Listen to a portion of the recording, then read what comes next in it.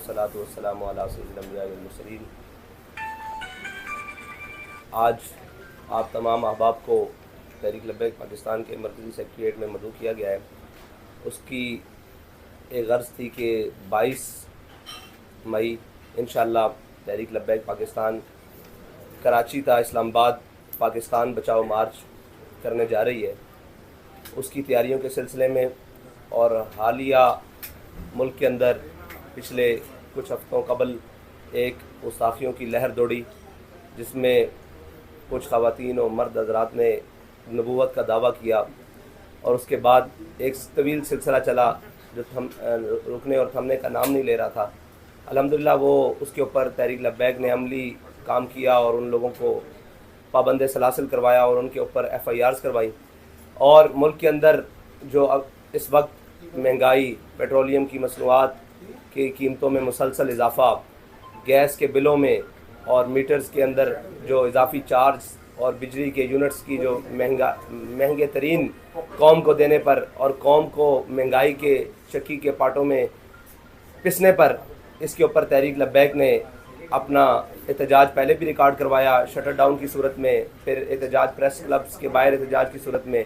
अब उसको अमली जामा पहनाने के लिए तहरीक लब्बैक ने पहले 11 फरवरी की कॉल दी, लेकिन वो साथियों के मशवरे के साथ कि इस वक्त जो हुकूमत में मौजूद लोग हैं वो पंजाब के अंदर निगरान हुकूमत है और इसकी बजाय हम कराची से शुरू करें जो लोग मरकज़ी हुकूमत में मौजूद हैं, ताकि उनके कान पर भी कोई आवाज़ खल्क पहुँचे और उनको भी कौम की दर्दों का कोई एहसास हो।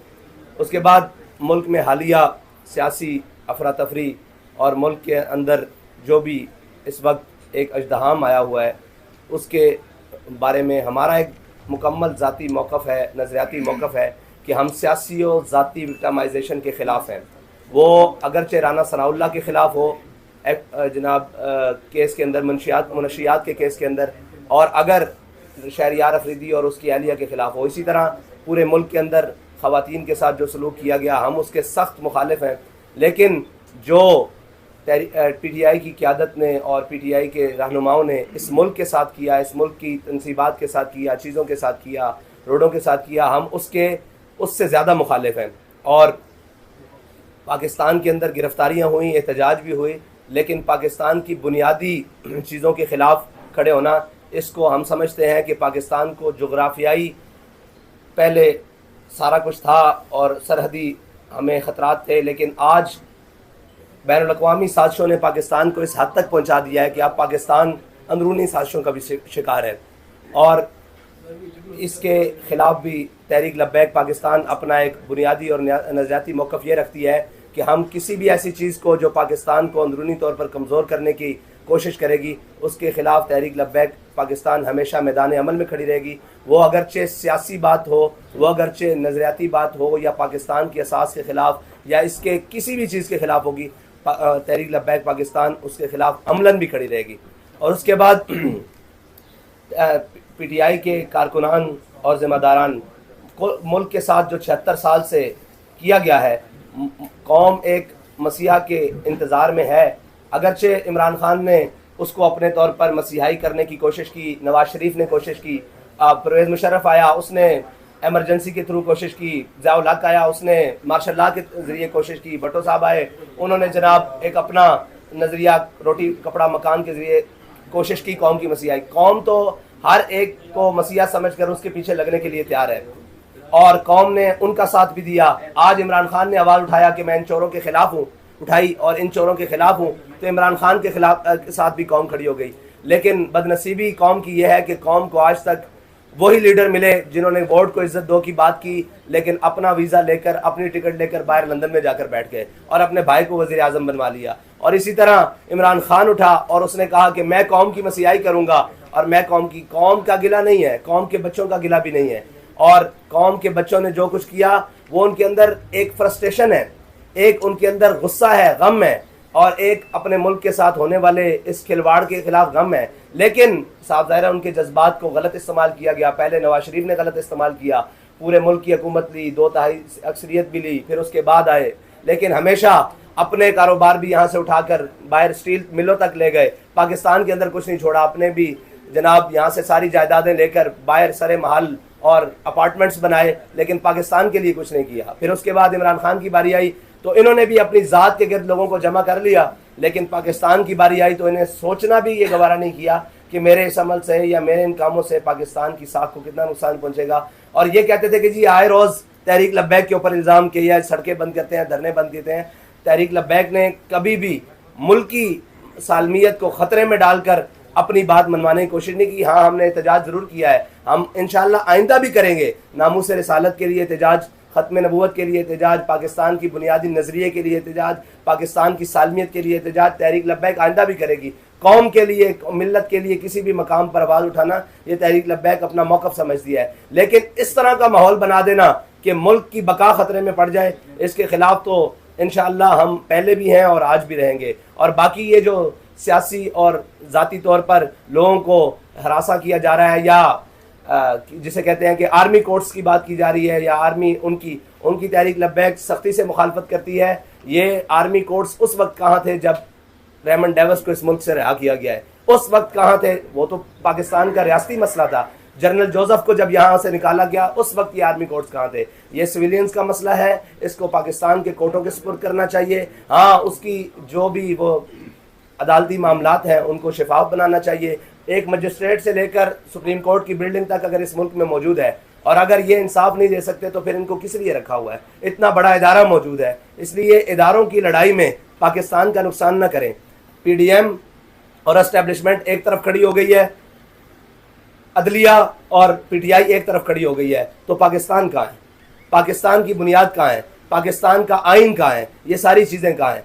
तो तहरीक लब्बैक पाकिस्तान के साथ खड़ी है, आइन के साथ खड़ी है और तमाम इदारों को भी ये कहती है कि आपकी वकार और आपकी इज्जत पाकिस्तान के साथ खड़े होने के साथ है, ना कि किसी के साथ ज़ाती पसंद और नापसंद और ना कि वक्ती मफाद के साथ किसी के मौक़िफ़ की हिमायत करने के साथ है। हाँ, जिन्होंने जुर्म किया है वो क़यादत हो, वो जनाब जिम्मेदार तो क़यादत है, उनको पकड़ें, उनके जनाब रहनुमाओं को पकड़ें, लेकिन कौम के बच्चों के साथ बिल्कुल भी ऐसा सलूक ना करें कि वो कहीं जनाब बददिल होकर किसी और रास्ते की तरफ जाएं। यही हमारी पहली बुनियादी गलतियां थी और जो गलतियों ने हमें बलूचिस्तान में वो दिन दिखाने पड़े, खुदा न खास्ता कि अब बलूचिस्तान में अफरा तफरी फैली। फिर यही वो दिन थे जिन गलतियों की वजह से सिंधी भाइयों ने सिंधु देश का नारा लगाया और पख्तूनों ने एक उस तरफ तालिबान स्टाइल में उधर जाने की कोशिश की और एक मुल्क के खिलाफ। तो हम ये कहते हैं कि अपने बच्चों के खिलाफ अगर कोई कार्रवाई जो जुर्म जिनसे हुआ है या जो मुलविस हैं उनको लाएं, उनका ट्रायल करें, उनको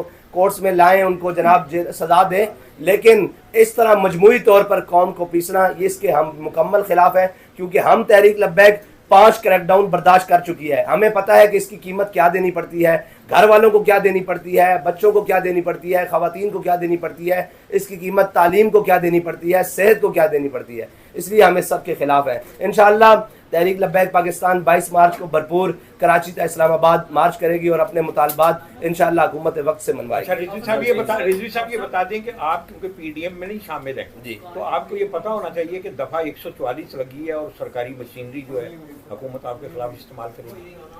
दफ़ा 144 सिंध में नहीं लगी हुई अभी तक, आपकी इस्लामाबाद में लगी है। इंशाअल्लाह जब तक हम वहाँ पहुँचेंगे इस्लामाबाद के हालात हमारे आने से निकलने से बहुत बेहतर हो जाएंगे। साहब ये बताएं कि आपने कहा है कि जो सियासी जमातें हैं उस हवाले से मैं बात करना चाह रहा हूँ कि अगर कोई शख्स इद्दत में खतून से शादी कर लेता है उस हवाले से, मजहबी हवाले से क्या आप कहते हैं? और उसी शख्स की अगर बेटी जो ट्रिया है उसके साथ अगर उसको ना रखा जाए उस हवाले से इस्लाम क्या कहते हैं? इस हमारे मुफ्तियान किराम ने इसके ऊपर फतवा दे दिया हुआ है। ये बड़ा हसास और नाजुक मसला है।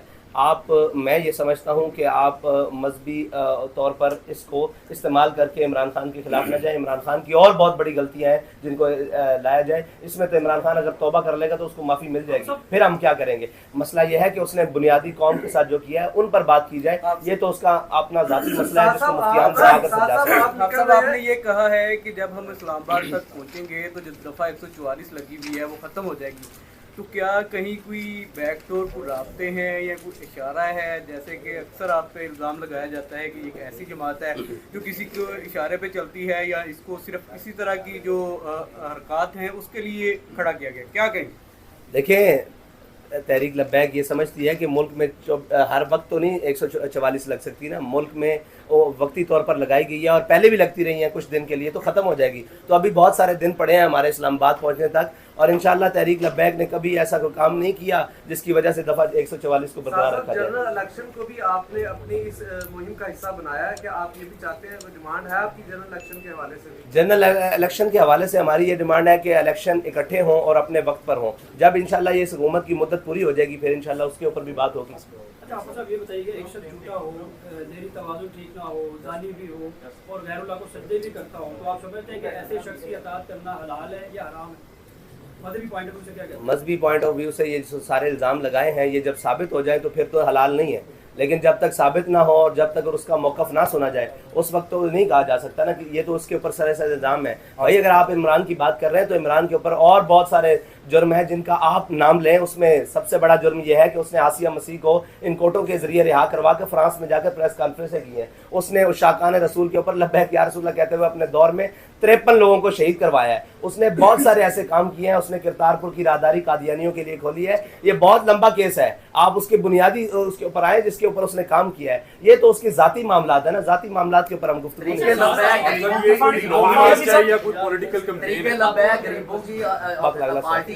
आपने महंगाई के हवाले से, पेट्रोलियम के हवाले से सारा काम किया, उसके तनासुब में अब जो पीटीआई के लोगों को गिरफ्तारी करनी पड़ी, आपको क्या लग रहा है ये मगाफाती अमल नहीं है कि जब पीटीआई की हुकूमत थी उन्होंने भी ऐसी सियासी जमातों के साथ इस तरह किया था, उनके साथ इसी तरह? जी बिल्कुल, ये मकाफात अमल भी है और ये उनकी सियासी गलतियां भी हैं जिनका उनको खमियाजा हर तौर पर भुगतना पड़ेगा कि उन्होंने अपने कौम के बच्चों के साथ क्या किया। उस वक्त भी हमने कहा था कि तिलकल अय्याम नुदाविलुहा बैनन्नास, अल्लाह ताला लोगों के दरमियान दिन फेर देता है। जिस चीज़ का जिस बात का इल्ज़ाम उन्होंने हम पर लगाया, ये फौज मुखालिफ है, ये रियासत मुखालिफ है, ये अमेरिका से फंडिंग ले रहे हैं, वो कौन सा इल्ज़ाम बचा है जो इनके ऊपर नहीं आ रहा। तो इक़्तिदार में रहने वालों को आज भी हम जो इक़्तिदार में उनको भी कह रहे हैं कि भाई आप भी ख्याल से चलो, कल ये दिन आपके ऊपर भी आ सकते हैं। हम तो 5 मरतबा भुगत चुके हैं। साहब आपने ये कौन सा काम से अब्रप्टली हो गया है? महंगाई तो बड़ी देर से चल रही है, पीडीएम के दौर में भी चल रही है, इमरान खान के दौर में भी जो है वही कौन सा काम हो गया कि आपने लॉन्ग मार्च का ऐलान कर दिया, वो भी कराची से? भाई हमने तो इसका ऐलान पहले 3 महीने से तैयारी की है और सबसे पहले हमने शटर डाउन की आपको बताया कॉल दी है और ये साफ ज़ाहिर है काम हो नहीं गया। पेट्रोल की कीमत जो 2 गुना से भी ज़्यादा बढ़ गई है। बिजली के जी अब तो कम कर नहीं, ये तो मजाक है ना कौम के साथ के मतलब 30 रुपये 25 रुपये बढ़ाकर 12 रुपये कम कर देना, 20 रुपये बढ़ाकर 10 रुपये कम कर देना। 12 फरवरी को जब हमने ऐलान किया था उस वक्त पेट्रोल की कीमत 249 रुपये थी, आज 270 रुपये है। आप ये देखें ये कौम के साथ मजाक है। और इसी तरह डीजल की कीमत उस वक्त आज से 10 या 15 रुपये कम थी जो इन्होंने बैक वक्त 30 रुपये कम किया। तो ये तो कौम के साथ मजाक है कि कोई एहतजाज के लिए निकले तो आप फ़ौरन 10 रुपये 5 रुपये कम कर दें और जब कोई ना बोले तो आप 15-20 रुपये बढ़ा दें। अच्छा हमेशा बताइएगा, कौम की बेटियों को तो सड़कों पर लाया जा रहा है जबकि खुद अपनी जो बीवी है उनको 7 पर्दों में अदालत में लाया जा रहा है। ये तो कौम को सोचना चाहिए ना, ये कौम को सोचना चाहिए कि उनकी